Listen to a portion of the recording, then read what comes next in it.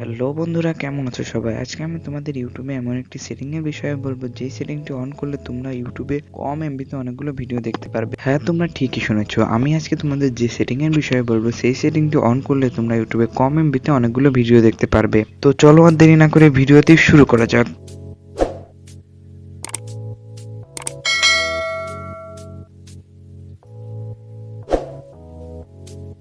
তো আমরা ফোন স্ক্রিনে চলে এসেছি। সর্বপ্রথম ফোনে ইন্টারনেট কানেকশন অন করে ইউটিউবে প্রবেশ করব।